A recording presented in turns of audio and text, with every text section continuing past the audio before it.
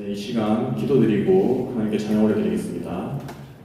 하나님 아버지 감사합니다. 오늘도 저희들 하나님 앞에 불러 모아주시고 하나님께 예배드릴 수 있는 이 자리에 인도해 주시면 감사합니다. 이 시간 저희들 하나님께 찬양 올려드립니다. 하나님 영광 받아주시고 정말 저희들의 마음이 온전히 하나님께 향할 수 있도록 인도하여 주옵소서. 예수님의 이름으로 기도드립니다. 아멘. 나의 등 뒤에서 찬양 드리겠습니다. 손뼉치며 찬양하시겠습니다. 나의 등 뒤에서 나를 도우시는 주, 나의 인생 길에서 지치고 고나여 내일처럼 주저앉고 싶을 때 나를 밀어주시네. 일어나 걸어라, 일어나 걸어라, 내가 새 힘을 주리니. 일어나 너 걸어라, 내 너를 도우리. 나의 등 뒤에서 나를 도우시는 주, 평안히 길을 갈 때 보이지 않아도 지치고 고나여 넘어질 때면 다가와 손 내미시네. 일어나 걸어라, 내가 새 힘을 주리니. 일어나 너 걸어라, 내 너를 도우리. 나의 등 뒤에서 나를 도우시는 주, 때때로 뒤돌아보며 여전히 계신 주, 잔잔한 미소로 바라보시며 나를 재촉하시네. 일어나 걸어라, 내가 새 힘을 주리니. 일어나 너 걸어라, 내 너를 도우리.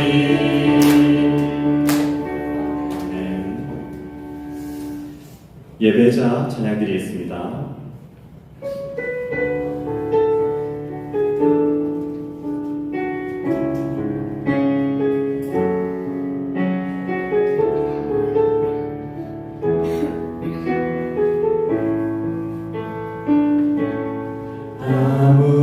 아무도 예배하지 않는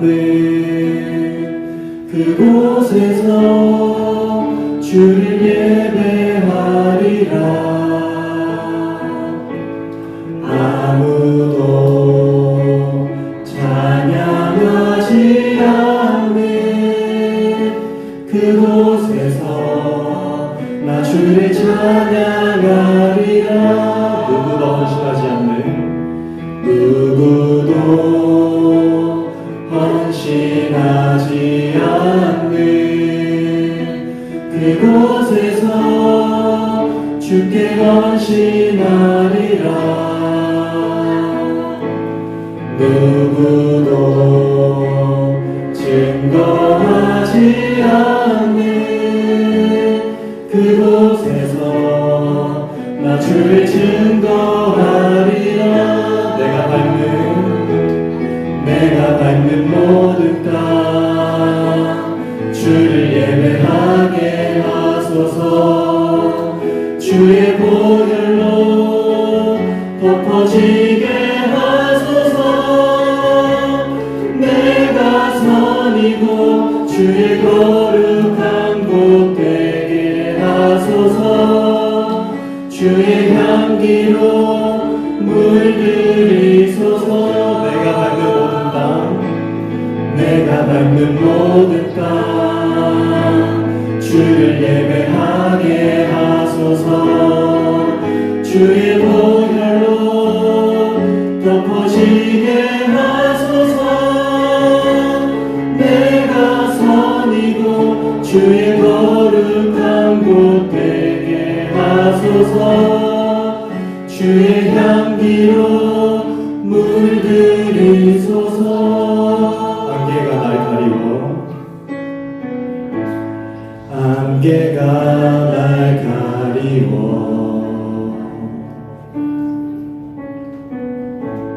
내 믿음 흔들리려 할 때 나 주님께 나아가네. 주님은 산 같아서 주님은 산 같아서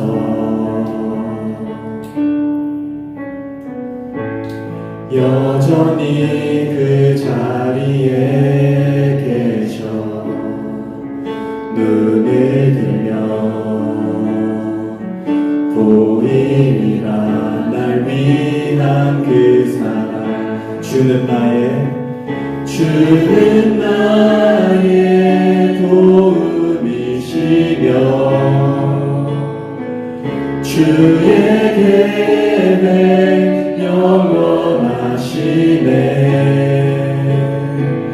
주의 위엄 앞에 믿음으로 순종해 예배드리리. 주님께서 날 이끄시며 주가 항상 함께 하시네. 주의 사랑 안에 믿음으로 순종해 예배드리리. 주는 나의 도움이시며 주는 나의 도움이시며 주의 계획 영원하시네. 주의 위엄 앞에 믿음으로 순종해 예배드리리. 주님께서 날 이끄시며 주가 항상 함께 하시네. 주의 사랑 안에 믿음으로 순종해 예배드리리 영원히.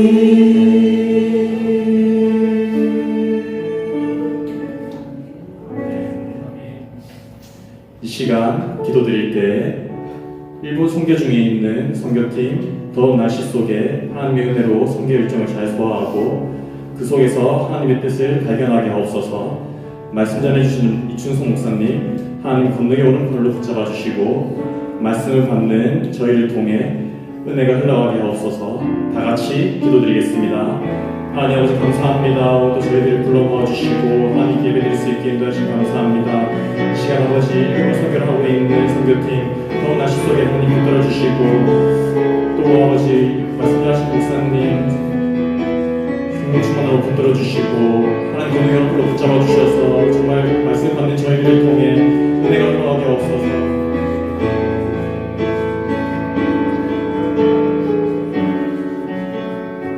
사도신경으로 신앙 고백 드리겠습니다.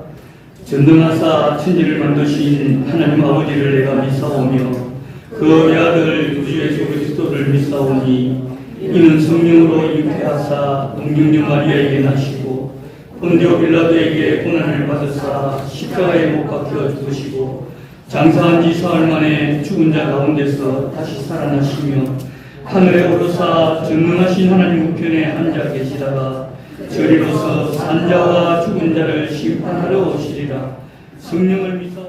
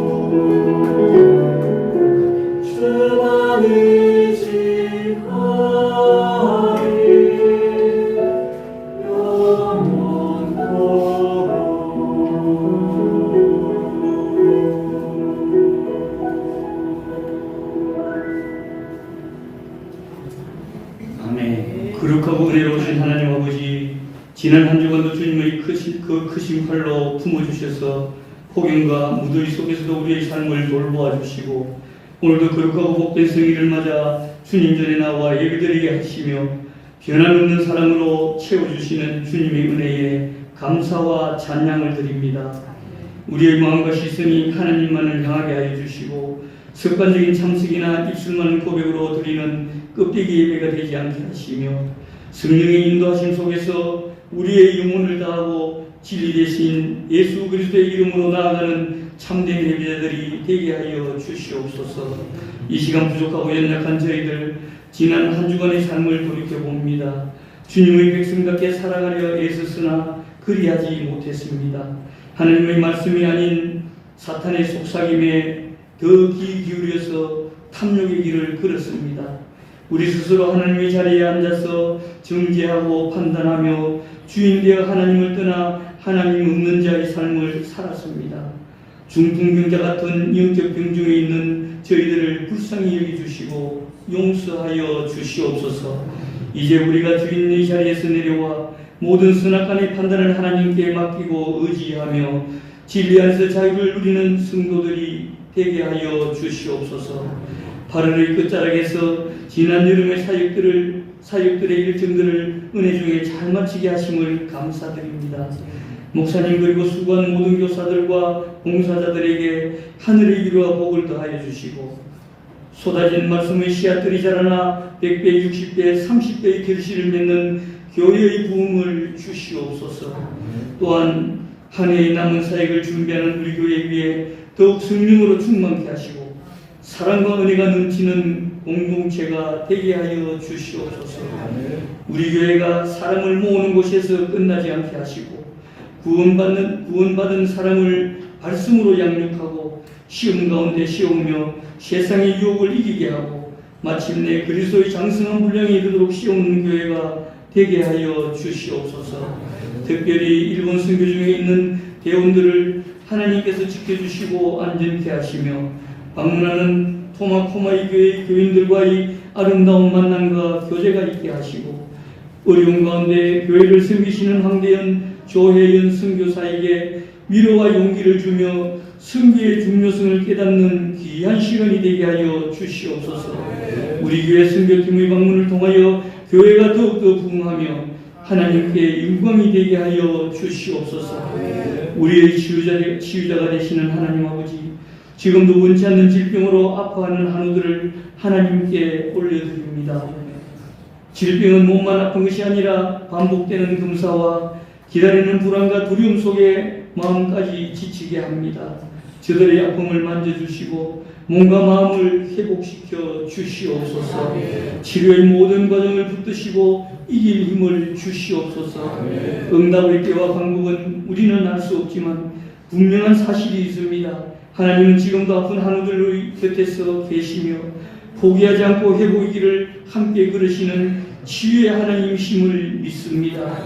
믿고 기도하오니 한우들의 병을 고치시고 회복시키시며 불안하고 낙심된 마음을 위로하시고 마음의 샬롬의 은혜로 채워 주시옵소서. 특히 노령에 있는 성도님들을 주께서 지켜주셔서 이 무더운 여름을 건강하게 잘 보내게 해 주시옵소서. 이 나라와 민족을 위하여 간구합니다.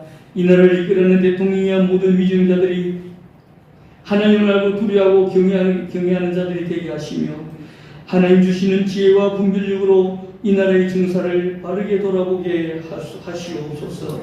저들이 진정 백성을 두려워하게 하시고 상식과 공정과 정의가 살아있는 나라로 참자의 민주가 꼽히는 나라를 세워가게 하여 주시옵소서.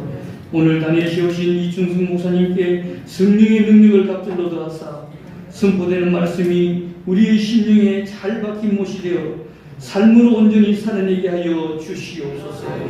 찬양의 찬양을 하나님께서 기쁘게 받아주시며 찬양을 통해 하늘 문이 열리고 영성이 회복되는 역사가 일어나게 하옵소서. 예배를 위해 보이지 않는 곳에서 땀 흘려 헌신하는 모든 손길을 위로하여 주시고 주님의 크신 은혜로 채워 주시옵소서. 우리의 삶을 예배로 받으시기에 합당하신 우리 주 예수님 거룩하신 이름으로 기도드립니다. 아멘. 창세기 35장입니다. 창세기 35장 3절, 우리가 짧은 구절이니까 한 목소리로 읽도록 하겠습니다. 제가 읽은 성경 53쪽 되겠습니다. 창세기 35장 3절 다 같이 읽습니다. 우리가 일어나 내게로 올라가자. 내 환난 날에 내가 응답하시며 내가 가는 길에서 나와 함께 하시는 하나님께 내가 위에서 재단을 쌓아야 하노라. 아멘.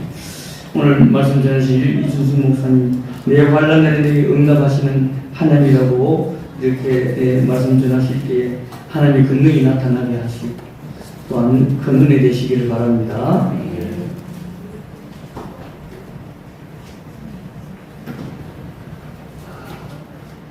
반갑습니다. 윤 목사님 오신 이후부터 지금까지 제가 오늘 교회 와서 보니까 새로운 얼굴들이 많이 보여서 전 하나님께서 기장제일교회를 통해서 크게 또 역사하시고 또 사용하시는 것도 느끼게 됩니다. 그리고 또 주부를 보니까 수험생들이 상당히 많더라고요. 보통 한 200명 되는 교회에도 학생들이 많이 없어요.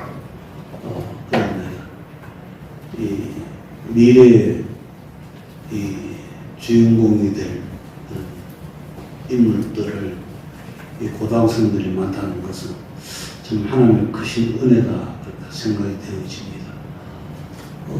또 하나 이제 저걸 보니까 오늘 일본 그 어린 영수 교회에서 새신자 전도 대상자 6명이 참석을 한다는 그런 광고가 적혀져 있더라고요. 그래서 굉장히 중요하잖아요. 그 6명의 영혼들이 오늘 이 시간 예배를 통해서 정말 하나님을 인격적으로 만나는 은혜가 있으면 좋겠다. 간절합니다. 네. 오늘 이 하나님의 말씀,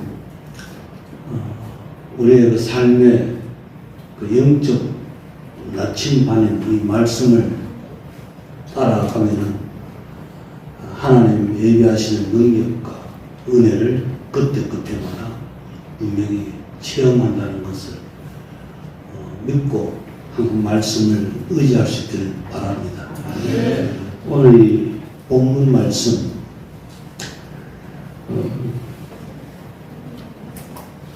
야곱이 말씀의 주제가 내 환난 날에 내게 응답하시는 하나님 말씀 그대로입니다. 내 환난 날에 내게 응답하시는 하나님.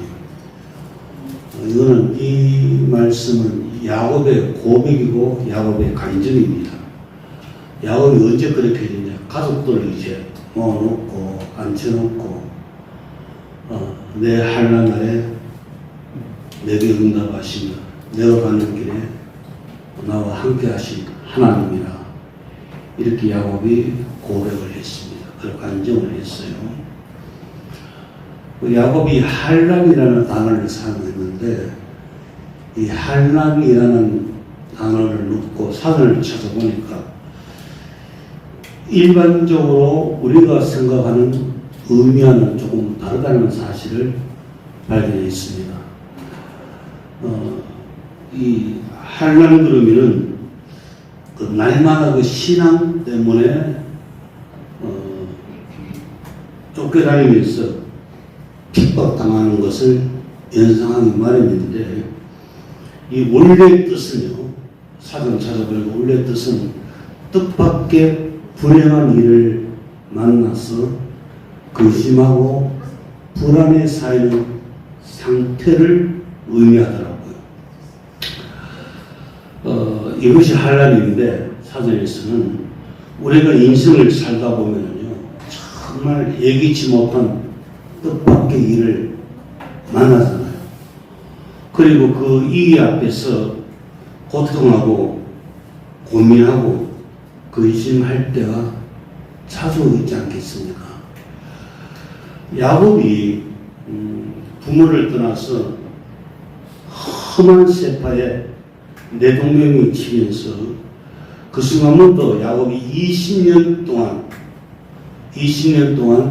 겪은 환난을 가리켜서 성경은 4가지 정도로 소개하고 있습니다. 그러니까 오늘 창세기 35장에서 이 말씀 할 때까지 야곱이 20년 동안 겪은 환난 4가지가 있어요. 첫 번째는 창세기 28장을 보게 되면은 야곱이 겪은 환난이 무엇이냐? 여러분이 잘 아듯이 야곱이 그 팥죽 한 그릇으로 그 장자를 빼앗았잖아요. 그래서 그것 때문에 이삭이 나중에 소식을 듣고, 이삭이 아니죠. 에서가 소식을 듣고, 야곱을 죽이겠다. 그런 생각을 가지게 되었습니다. 그래서 야곱이 그것 때문에 야곱이 이제 집을 떠나게 되죠. 외삼촌 수천 마일이 떨어진 외삼촌 집으로 이제 야곱이 여정이 시작되어집니다. 그래서 사막길을 홀로서 이렇게 걸어가잖아요. 걸어가다가 이제 어느 한 곳에서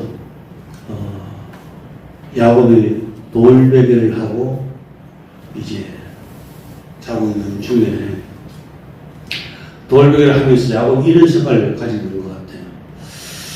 앞으로 내 인생길을 어떻게 될 것인가? 내가 외삼촌도 집에 가면 과연 외삼촌이 나를 반겨줄 것인가? 이런저런 생각들이 많아졌습니다. 그러니까 야곱의 그 자신의 그 확실하지 못한 그 불투명한 미래를 놓고 야곱이 고민하기 시작했어요. 그때 하나님께서 꿈속에 나타나셔서 야곱에게 말했죠. 두려워하지 말아라. 네가 어디에 가든지 내가 함께 해주겠다. 그리고 나중에는 고향 족속에게로 돌아오도록 해주겠다. 라는 그게 하나님의 응답입니다. 야곱에게 있어서. 두 번째, 창세기 31장 넘어가면은 이제 야곱이 20년 동안 처가살이를 했어요. 처가살이를 하면서 야곱이 쉽게 말하면 요즘 말로 표현하자면 자수성가해가지고 참 많은 재산을 빼모았습니다. 그리고 저 많은 또 처가로 걸리게 되고 그것을 처가 식구들이 보니까 그걸 보고 야곱을 질투하기 시작했습니다. 미워하기 시작했어요. 그 야곱이 그걸 알게 되죠. 그래서 야곱이 이제는 더 이상 내가 외삼촌 집에 있을 수가 없겠구나. 다시 고향으로 가야 되느냐 아니면 외삼촌 집에 내가 머무르고 있어야 되느냐 그런 어떤 선택의 기로에 놓여 있었습니다. 그때 이제 또 하나님께서 야곱에게 나타나셔서 네 조상의 땅에게 돌아가라. 내가 너와 함께 하겠다라는 말씀을 주셨어요. 이게 이제 야곱에게 하나님 주신 응답이죠. 세 번째 하나는 뭐냐면 창세기 32장에 넘어가면은 야곱이 이제 고향으로 돌아가다가 정보를 받게 되어져요. 형 에서가 400명의 군사를 거느리고 온다는 소식을 접하게 되었습니다. 야곱이 이제 자기 모든 처자와 이제 식구들 거느리고 가는데 이 생명에 내가 이제 그만큼 재산을 불을 모아서 고향으로 돌아갔는데 하루아침에 다 잃어버리잖아요. 예수로 인해서 자기가 또 죽음도 당할 될 것이고 그런 생명의 위협을 받게 되어졌습니다.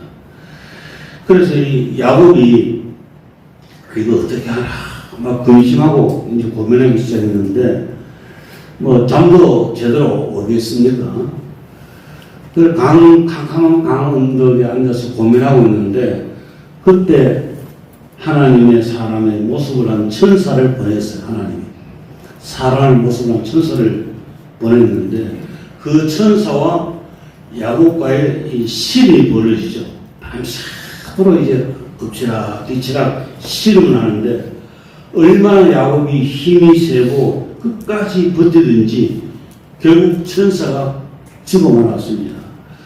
그래서 천사가 나중에는 어떻게 했나요? 야곱의 한독뼈를 쳤어요. 이 한독뼈는 상체와 하체를 이어주는 중심부의 역할을 하기 때문에 굉장히 중요한 부분이죠. 그런데 여기는 영적인 어떤 의미가 있어요. 하나님께서 야곱의 한독뼈를 친 것은 내 자신의 힘과 고집을 다 내려놓고 하나님께 순복하라는 영적인 어떤 전환점을 주게 되는 것이죠. 지금 형 에서가 자기를 키놓고 오는데 몸이 온전해도 이길까 말까 하는 것인데 지금 불구자가 되었지 않습니까? 도망할 수가 없는 그런 상태에 놓여 있었습니다. 그때 하나님께서 야곱에게 물었죠. 야곱아, 네 이름이 뭐냐? 예, 야곱입니다. 그러니까 이제부터는 내가 이스라엘이라고 고쳐주마. 그때 이제 야곱의 이름이 이스라엘로 바뀌게 되는 것이죠. 이런 이스라엘 뜻이 무엇입니까? 하나님과 싸워서 이겼다는 뜻이잖아요. 하나님과 싸워서 이겼다는 뜻. 그래서 이게 하나님의 응답인데 하나님과 하나님과 싸워서 이길 정도만 이겼으니까 얼마나 그 대단하냐. 그러니까 형 에서를 두려워할 필요가 없다. 그 뜻입니다. 그때 이제 야곱이 그 마음의 평안이 오게 된 것이죠. 그 다음에 네 번째는 창세기 34장 넘어가게 되면은 그 야곱에게 딸 한 명이 있습니다. 디나인데 디나가 이렇게 성경에는 기록되지 않았습니다. 뭐 혼자 갔느니 여러 명 갔느니 없는데 유추해 보게 되면은 야곱의 딸 디나가 혼자 아마 세겜성으로 갔을 거라 그렇게 보고 있습니다. 혼자 갔는데 세겜성의 그 추장의 아들이 디나가 너무 이뻐서 성추행을 했죠. 나중에 야곱의 이제 오빠들이 이 소식을 듣고는 화가 엄청났습니다. 근데 세겜 성추행한 그 아들이 나와 결혼하자 그랬거든요. 그러니까 야곱의 오빠들이 이 소식을 듣고는 계략을 꾸몄어요. 어떤 계략이냐? 그러면 좋다. 내 여동생을 줄 테니까 세겜 속속의 모든 남자들 할례를 행하라. 할례를 행하면은 우리 딸들도 너에게 주고 너희 아들들도 우리에게 오고 서로 통원하고 지낼 수 있지 않겠느냐 그랬습니다. 그리고 제의를 하니까 세겜의 족속이 딱 받아들였죠. 그래서 모든 남자들 다 할례를 행했습니다. 3일 동안 엄청 아프거든요. 그 아픈 기간 동안에 이 야곱의 아들들이 들어가서 남자들 전부 다 죽였어요. 다 죽였습니다. 자, 그러니까 앞으로 어떻게 되겠습니까? 그 세겜 족속하고 주변의 부족들 서로 연합되어 있는 군사들이 쳐들어오게 되면은 야곱의 모든 가정 식구들이 다 몰살당할 수밖에 없게 되어 있습니다. 한마디로 야곱의 가정에 큰 시험의 바람이 불어닥치게 된 거예요. 그때 하나님께서 야곱에게 무슨 말씀을 주셨냐면은 창세기 35장 1절에서 일어나서 베델로 올라가라. 베델로 가라 그랬습니다. 그게 하나님이 야곱에게 주신 응답이었습니다. 자, 정리합니다. 야곱이 첫 번째는 불확실한 미래를 만났고, 두 번째는 선택의 기로에 섰을 때 어디로 가야 될지, 세 번째는 생명의 이음을 받았을 때, 그 다음에 나중에는 야곱의 가정에 큰 시험의 바람이 불었습니다. 그때마다 하나님께서 찾아오셔서 야곱에게 응답해 주셨는데 야곱은 응답해 주시는 경험을 여러 번 했습니다.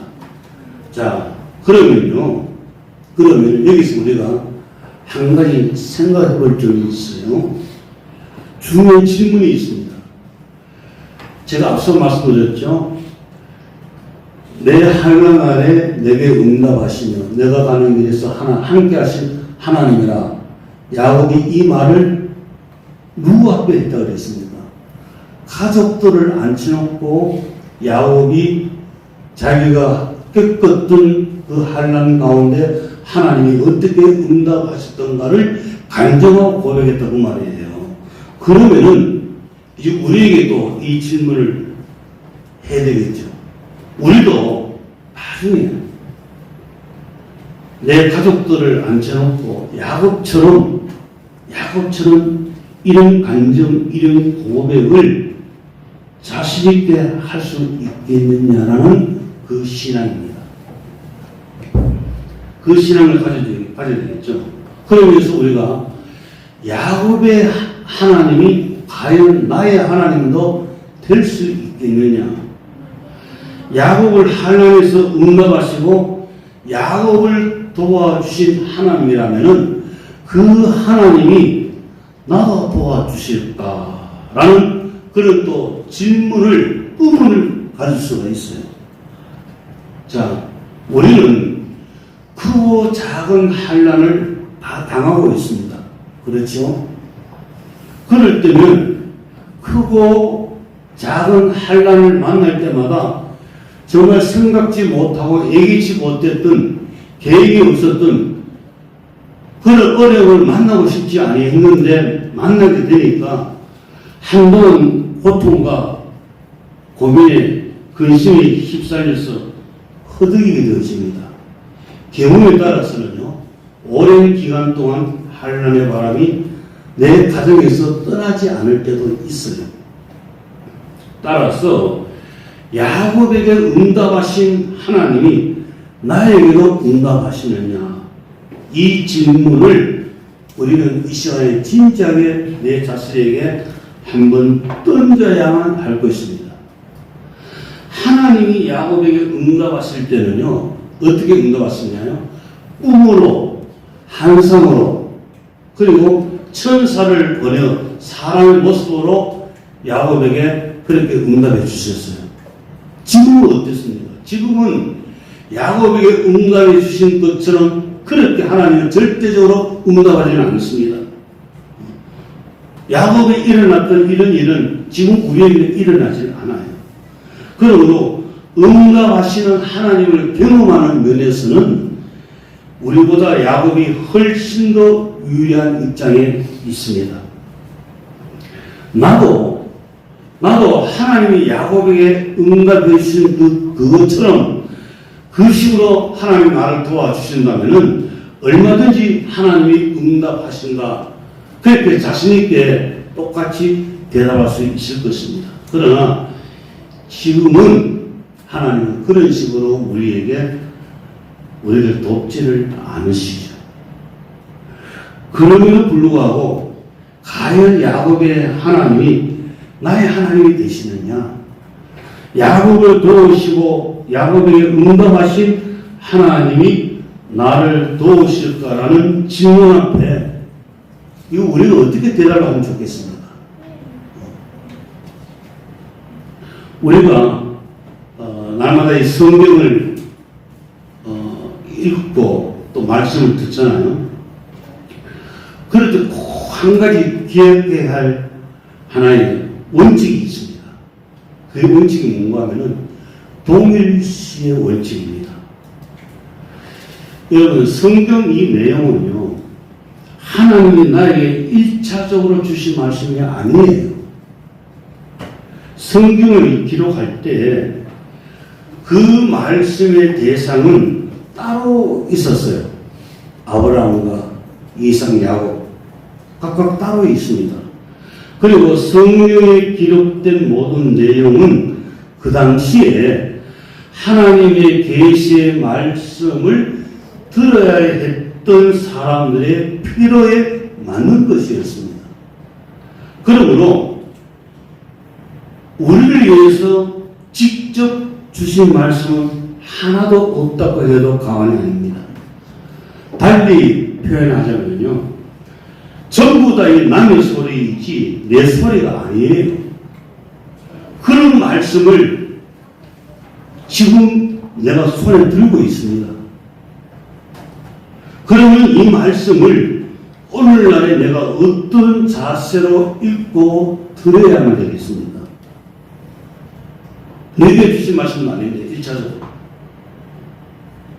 말씀을 기록할 그 당시 그 사람들에게 주신 하나님의 말씀인데, 그럼 어떻게 지금 현실을 사는, 오늘 사는 우리가 이 말씀을 어떻게 읽고 어떻게 들어야 하느냐, 거기에 놀라운 법칙이 하나 있습니다. 이 말씀을 여러분들 기록하신 분이 누구십니까? 성령 하나님이시죠. 자, 그 성령 하나님이 오늘 이 성령 말씀을 펴고 있는 우리의 마음을 지배하고 계시잖아요. 그리고 성령 하나님은 우리에게 감동을 주시고, 때때로 또 말씀을 읽다가 듣다가 보면 성령 하나님께서 깨닫게 해주십니다. 이거 중요하죠. 성령은 세월이나 시대, 상황과 관계없이 하나님의 말씀이 영원한 진리가 되도록 이어주는 능력과 감동을 가지고 계십니다. 그래서 성령 하나님 때문에 성령을 읽을 때마다, 말씀을 들을 때마다 이것이 나에게 직접 준 말씀이 아니고 남의 이야기지만 이 말씀 가운데 나에게 주시는 말씀이 있다는 확신을 가지게 되는 거예요. 이것이 바로 동일입니다. 그러니까 야곱의 자리에 나를 갖다 세우는 것입니다. 야곱에게 주신 말씀을 나에게 주신 말씀으로 믿는 거예요. 그렇다고 성경에 있는 모든 인물이 모두 다 동일시 되는 것은 아니죠. 성경에 있는 모든 말씀이 항상 나를 위한 말씀이 되는 것은 아니에요. 이해가 되겠죠? 경우에 따라서는 성령이 우리에게 동일시할 수 있는 은혜의 깨달음을 주실 때가 있습니다. 아, 오늘 말씀을 들어보니까, 오늘 말씀을 읽어보니까 야곱은 다른 사람이 아니고 바로 내 자신이구나. 야곱의 처지하고 나하고 똑같은데 저는 이 성경 여러 번 읽어도 들어도 별로 내게 와닿지는 않았는데, 깨달음이 없었는데, 그럼 오늘은 이 말씀이 내게 탁 내 자신을 그대로 보여주는 초상화 같이 들려지게 되는 거예요. 그게 누구야 할 수 있냐? 성령 하나님이 하셨다고 말이에요. 성령 하나님이 역사하시니까 야곱에 주셨던 말씀이 내 말씀으로 믿어지고 받아들이는 은혜가 주어진다는 거예요. 그러면 그 속에 기록된 말씀이 전부 나를 위해서 주신 하나님의 응답으로 이제 받아들이게 되는 것이죠. 자, 이런 은혜를 여러분들 이제 말씀드리니까 이해가 되잖아요. 아, 지금까지 여러 번 이런 은혜를 우리는 깨닫게 되어졌어요. 성령께서 주신 은혜를 아마 여러분들 체험했을 것입니다. 이런 성령의 은혜를 우리가 믿으면은 야곱이 고백한 그 하나님이 바로 나의 하나님이 될 수 있다는 것을 조금도 의심하지 아니하고 받아들이게 되는 것이죠. 그러면 여기서 하나님의 응답이라는 것은요, 어떤 것을 말할까요? 응답은 참 오늘 장명도 기도 중에 그렇게 표현했습니다. 응답은 참 다양합니다. 환난이 다양한 것처럼 응답도 다양해요. 어떤 데는 하나님께서 환난을 쉽게 막아주시기도 하고요. 또 어떤 데는요, 큰 한란을 뺏고 오랫동안 또 가는 것도 볼 수가 있습니다. 하나님께서는 빠르게 아니면 더디게 하여튼 응답은 다양하게 나타나는 것을 봅니다. 좀 더 제가 여기서 극단적인 예를 한 가지 소개해드리고자 합니다. 우리 같은 사람에는 평생 일어나는 일은 아니에요. 그러나 그런 환난을 당한 사람에게 하나님께서 어떻게 응답하셨는가를 듣게 되면 아마 우리에게 도움이 될 거예요. 발베타 스틸 크런티라는 여사가 부인이 있었습니다. 이분이 1930년대 그때 태어났으니까 아마 지금은 거의 아마 100세 가까이 됐겠죠. 95세, 70세쯤 됐겠죠. 살아계신다면은 이분이 OMS 국제선교에서도 일을 참 많이 했던 그런 부인이었습니다. 여사였는데 이분에게 세 아들이 있었어요. 첫째 아들은 4살 때 백혈병으로 죽었습니다. 둘째, 셋째, 16살, 18살 되던 해에 함께 차를 타고 가다가 교통사고를 만나서 두 자녀 그 자리에서 즉사했습니다. 또 자기 남편은 33살 되던 해에 암으로 인해서 남편도 천국 갔습니다. 기가 막히지 않습니까? 이럽니다. 홀로 남았어요.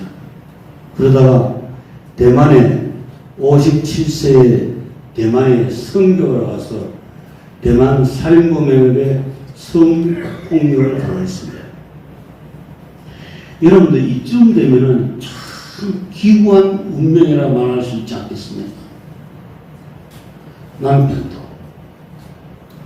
세 자녀도 본인도 그런 이분이 사망의 근처한 골짜기로 걸어갈지라는 책을 번역된 책이 우리나라에 나와 있습니다.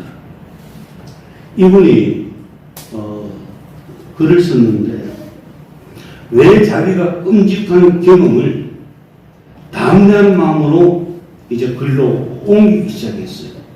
왜 내가 이렇게 고통스러운 과거를 들추어가면서 솔직하게 이런 내용을 털어놓느냐. 그런 책에서요, 이렇게 질문하고 스스로 대답을 했습니다. 한 가지 평범한 진리, 즉 기가 막힌 고통과 환난을 통해서 자신이 깨달은 한 가지 분명한 진리를 전하기 위해서 펜을 들었노라고 했습니다.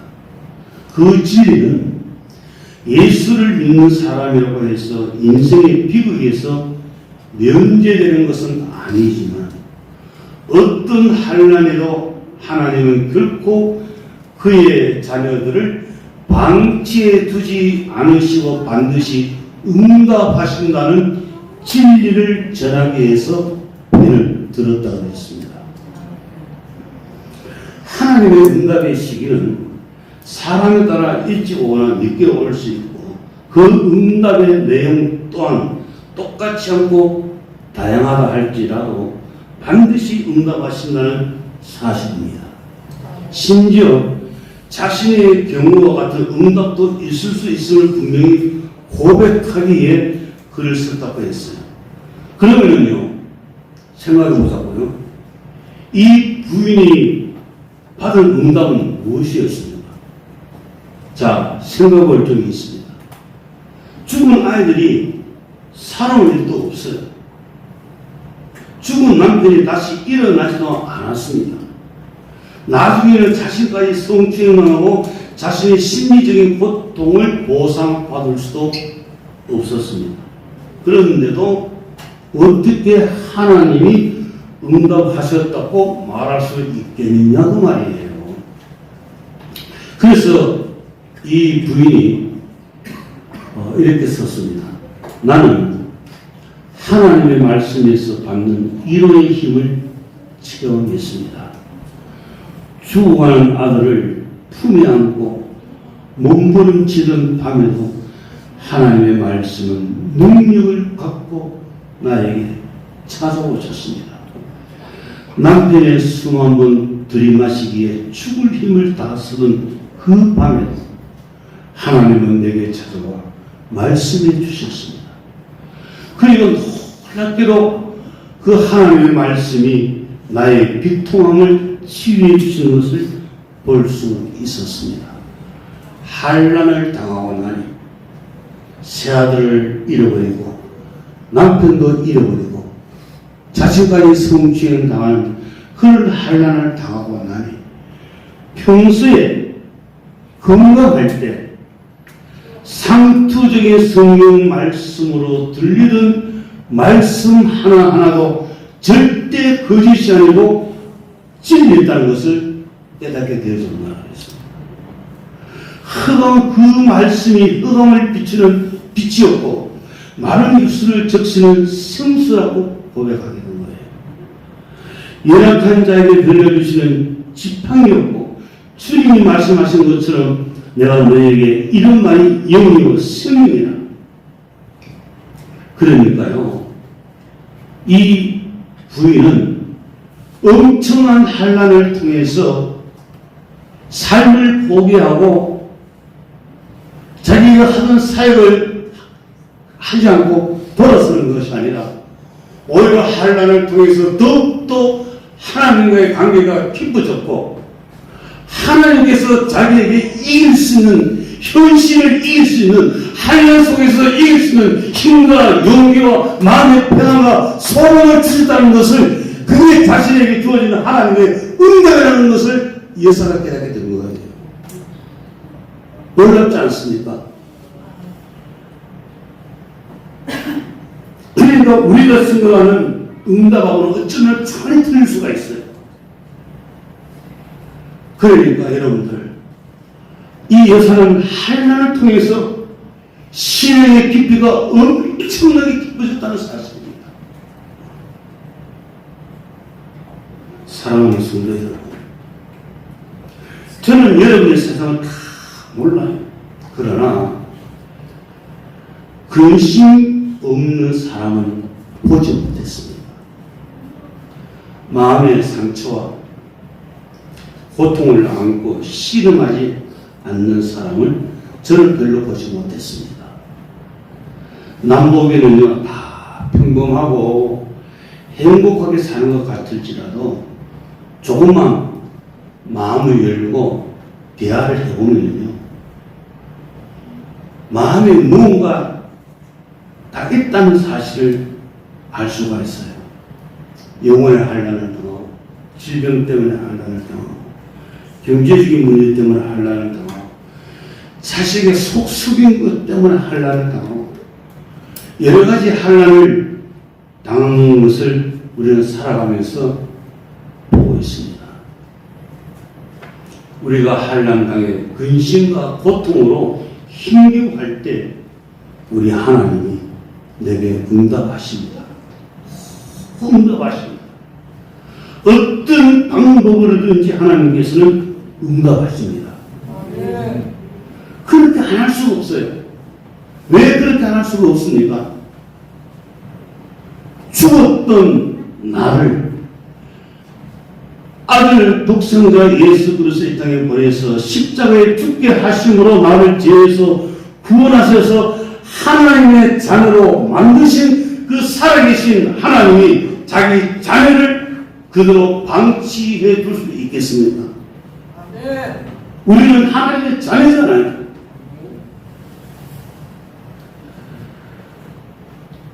만약에 제대로 잠도 자지 못하고 눈물을 흘리고 있을 때 하나님이 나를 가만히 내버려 두시겠습니까? 자식을 잃고 고통하고 몸부림칠 때에 하나님께서 가만히 계시겠냐 그 말이에요. 절대 그렇지 않습니다. 반드시 하나님이 응답하십니다.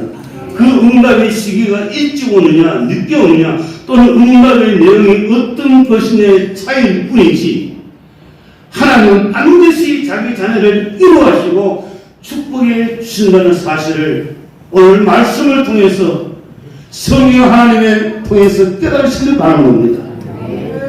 모든 슬픔과 눈물이 변하여 즐기게 하시고 하나님을 영원히 찬송하고 간증하는 삶으로 만들어 주신다는 사실, 나 역시 하나님께서 야곱처럼 나중에 내 가족들을 앉혀놓고 나의 내 하늘나라에 내게 응답하신 하나님이 있었고 내가 가는 길에서 나와 함께 하신 하나님하고 간증하신 그날이 분명히 여러분 손에 쥐실 것입니다. 그게 믿음이에요. 사랑하는 성도 여러분, 야곱의 고백을 다시 한번 기억하세요. 하나님은 어떤 하나님이실까요? 내 환난 날에 내게 응답하시고 내가 가는 길에서 나와 함께 동행하시는 하나님이십니다. 그러므로 그 하나님 우리에게 요구하세요. 환난 날에 나를 부르라. 내가 너를 건지리라. 이 말씀 기억나죠? 내가 너를 영화롭게 하리라. 이 말씀이 여러분 자신의 말씀이 되길 바랍니다. 고백이 되기를 바랍니다. 여러분 이제 말씀을 정리합니다. 오늘 말씀을 통해서 무엇을 깨달을 수가 있었나요? 내가 가장 힘들고 괴로웠을 때 하나님은 내 기도에 응답해 주십니다. 가장 힘들었던 순간이 언제였나요? 가장 힘들었던 순간이 지금도 여전히 있지 않나요? 하나님은 야곱이 응답하신 것처럼 외면하지 아니하십니다. 외면하지 아니하십니다. 자기 자녀이기 때문에 그래요. 그리고 나중에 나이가 들고 인생을 돌아보니 내가 절망에 빠졌던 순간마다 하나님은 언제나 나를 건져주셨구나. 감사하며 고백하는 야곱이 고백했던 그 신앙이 여러분에게도 그 신앙이 마음의 행동으로 옮겨지게 될 것입니다.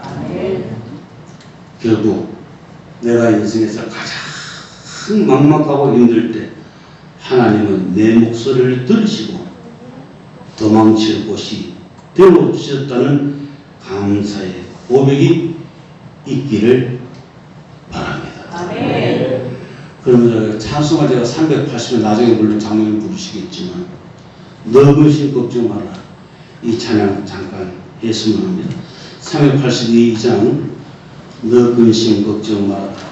주 너를 지키니 이질에 어려워 낙심될 때에 위험한 일을 당할 때에 주 너를 지키니 이 찬양을 하겠습니다.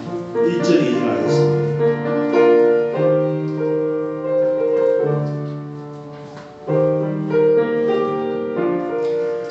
너 근심 걱정 말아라.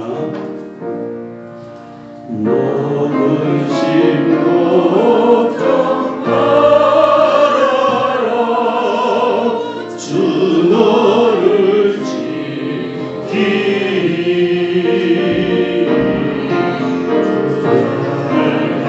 밑에 거하라. 주 너를 지키니 어려운 낙심될 때에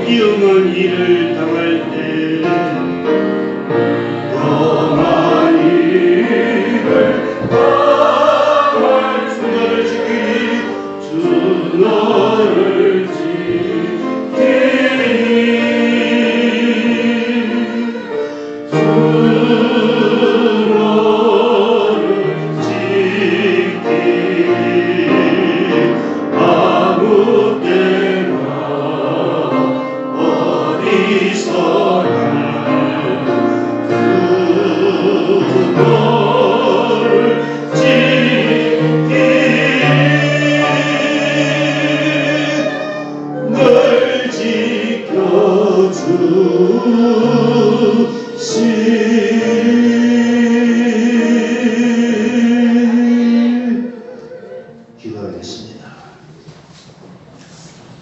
하나님 아버지, 태어나서 지금까지 인생을 살면서 어려운 일, 예기치 못한 사건들 겪게 되어지고 때로는 어려운 일 때문에 주저앉을 때도 있었지만 그때마다 야곱을 도와주셨고 야곱에게 응답하셨던 하나님이 나에게 찾아오셔서 말씀으로 붙들어 주셔서 오늘 여기까지 오게 된 것임을 믿습니다.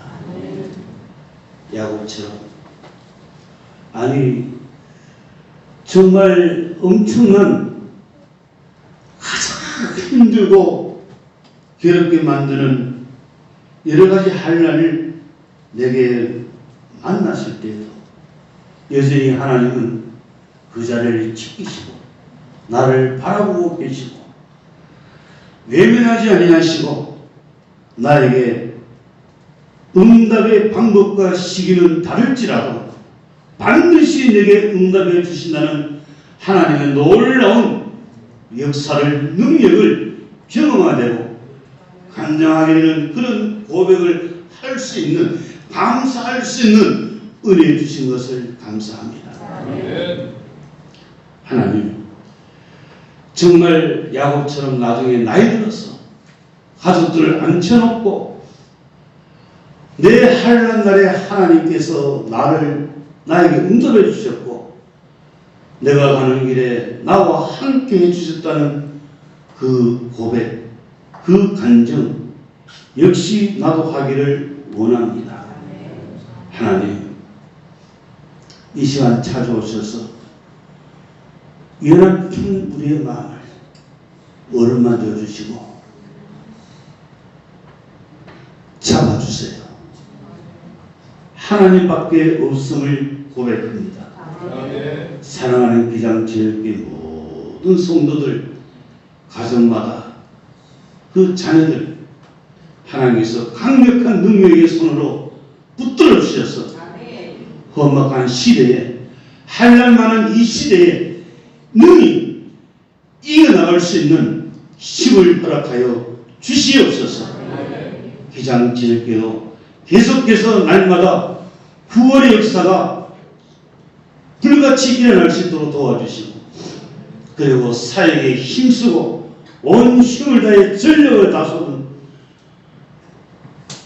윤목사님에게 하나님께서 성령의 능력을 충만함을 허락하여 주셔서 성도들과 함께 하나님이 역사에 나가신 것을 함께 간증하고 경험하는 은혜가 계속해서 쏟아부어지게 하여 주시옵소서. 예수님의 이름으로 기도드립니다. 야곱과 함께 하시는 하나님의 응답이 지금 우리 성도 여러분에게도 늘 함께 하시기를 기도합니다. 이 시간 찬양 337장 부르면서 봉헌하시겠습니다.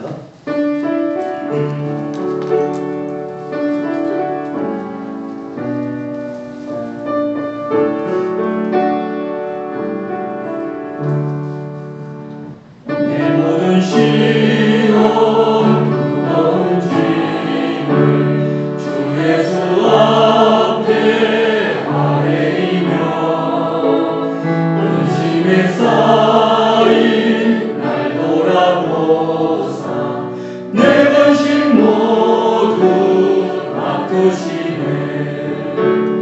무거운 짐을 널로 지고 견디다 못해 쓰러질 때 불쌍히 여겨 구원해 주니 은혜 주니 오직 예수 내 모든 괴로움 당신은 말랑 주 예수 앞에 아뢰이며 주께서 친히 날 구해주사 널 도신 사랑 베푸시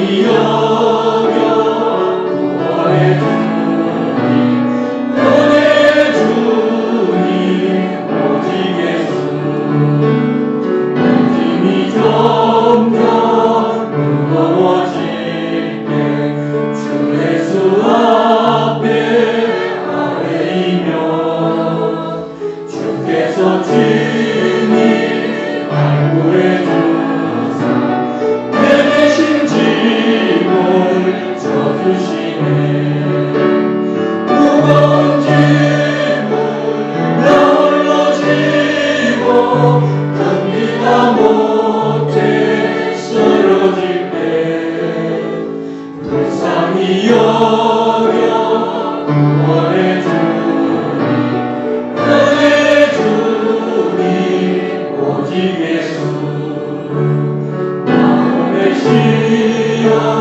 무서운 죄를 주 예수 앞에 아뢰이며 예수는 나의 운명이 되사 세상을 이길 힘 주시네 무거운 짐을 나 홀로 지고 견디다 못해 쓰러질 때 불쌍히 여겨 구원해 주니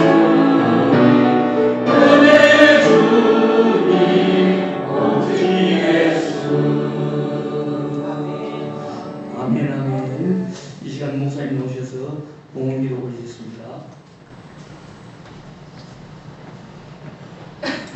하나님 아버지, 믿음으로 예배드리고 믿음으로 살아가는 기장질교회 모든 성도들 이 시간 하나님이 주신 물질 믿음으로 고백하며 믿음으로 하나님께 드릴 수 있는 복을 주신 것을 감사합니다. 하나님께서 받으시며 이 헌금 쓰여지는 곳에 하나님의 영광이 높이 드러나게 하시고 하나님의 나라가 크게 확장되어지는 놀라운 역사가 있게 하여 주시옵소서. 특별히 하나님의 은혜와 하나님의 손길을 기다리는 어려운 한란을 만난 사랑하는 성도에게 찾아가소서.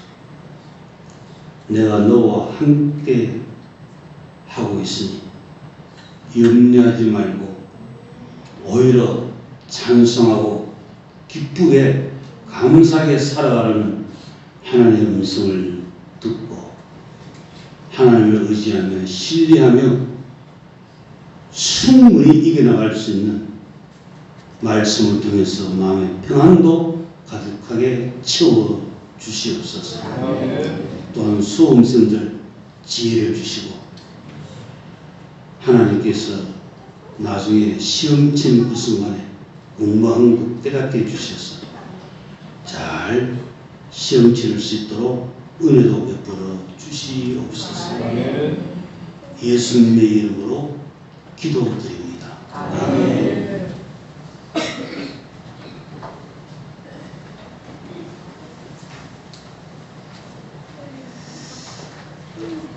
이 시간 우리 주보 쪽을 보시면서 교회 소식 잠깐 전하도록 하겠습니다. 한문 같은 우리 기장제일교를 찾아주신 새가족 여러분에게 진심으로 주님의 이름으로 환영하고 축복합니다.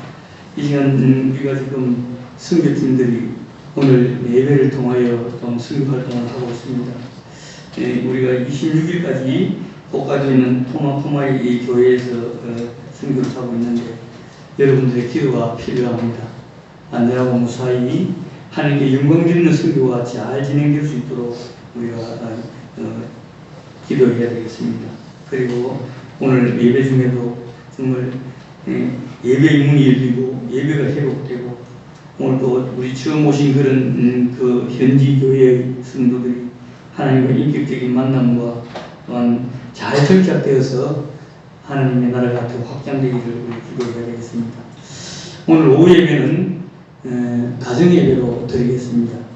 그래서 우리 로비에 마련된 가정 예배안을 가지고 가셔서 오후에 어느 시간이든지 저녁에도 좋습니다. 가족과 함께 아름다운 예배의 시간을 가지시기 바라고, 오늘 점심 식사가 없는 관계로 오늘 로비에 나가실 때 떡을 하나씩 받아가시면 좋겠습니다. 그리고 이번 수요일에도 우리 오늘 설교하신 이준승 목사님께서 말씀을 전하십니다. 우리 많이 나오셔서 은혜의 시간 되시기를 바라고, 또 새벽 예배도 지금 수요일까지 제가 전합니다. 그래서 새벽 예배도 많이 참석하셔서 정말 말씀이 하루를 이끌어가는 그런 촛대가 되기를 바랍니다. 또한 우리가 금방 목사님 기도하셨듯이 우리 수험 시간을 위한 기도를 많이 해주시기를 바랍니다. 정말 저들이 믿음 안에서 꿈과 비전을 키워가는 그런 우리 청년들이 될 수 있도록 많은 기도 부탁을 드립니다. 이상입니다. 우리가 우리를 사용해서 피해성 부르고 목사님 나오셔서 축도하심으로 예배를 마치도록 하겠습니다.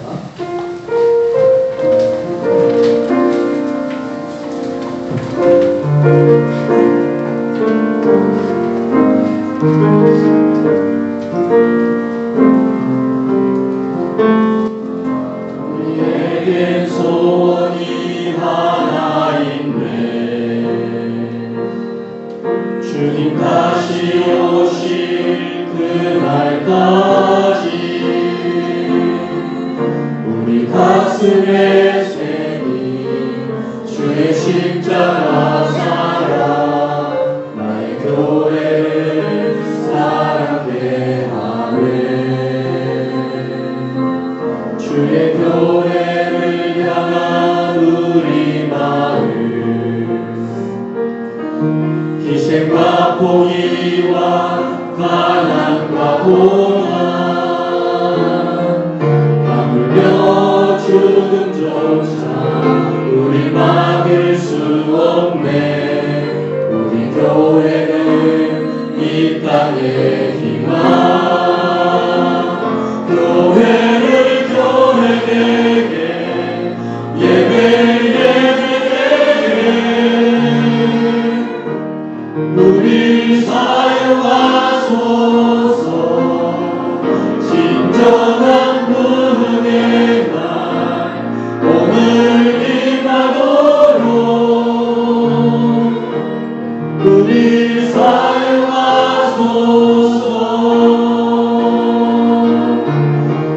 성령 안에 예배하리라. 자유의 마음으로 사랑으로 사역하리라. 교회는 생명이니 교회를 교회되게 예배되게 우리 사용하소서. 진정한 부흥의 날 오늘 임하도록 우리 사용하소서.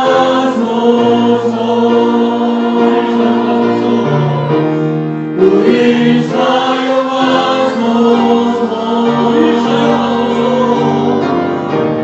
우리 사용하소서. 예수 그리스도의 무한하신 은혜와 하나님 아버지 극진하신 사랑과 성령의 교통하심이 환난을 당한 야곱에게 응답해 주신 그 하나님, 내게도 응답해 주시고 야곱과 함께 도우시며 걸어가신 하나님이 내게도 도우신다는 것을 확실하게 믿고 삶의 현장으로 돌아가는 기장지역의 모든 성도들 앞날에 그리고 선교팀 위에 이제부터 영원토록 함께 있을지어다. 아멘.